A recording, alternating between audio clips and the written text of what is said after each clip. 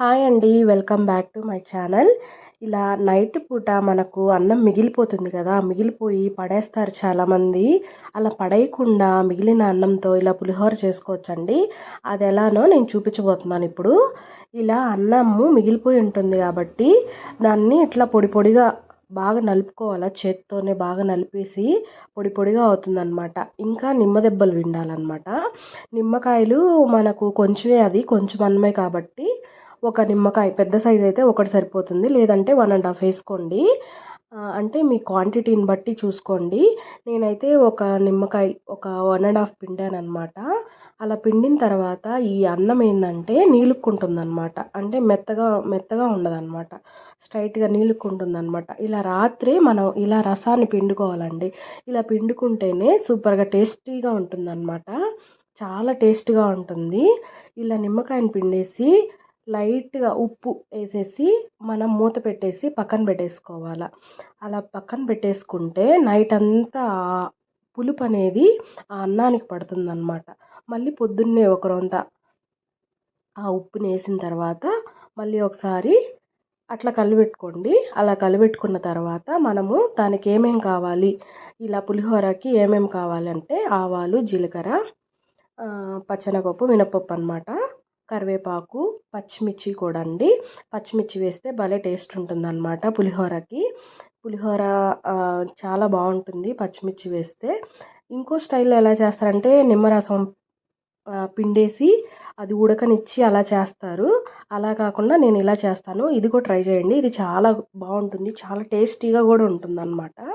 ఇలా మనం నైటే లెమన్ని పిండుకుంటే చూడండి ఎంత పొడి పొడిగా ఉందో అన్నము. ఏమి పాడవదండి.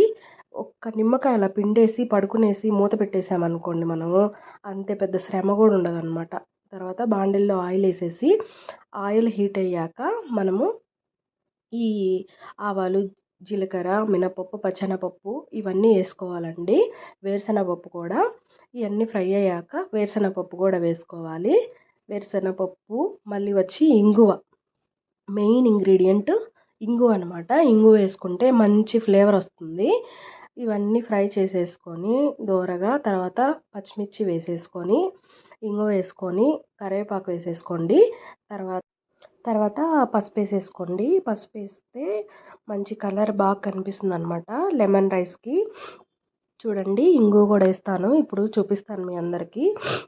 ఇంగువ వేసేసాను కదా, ఇంగువ వేసేసిన తర్వాత బాగా ఒకసారి మనం బాగా కలిపెట్టండి.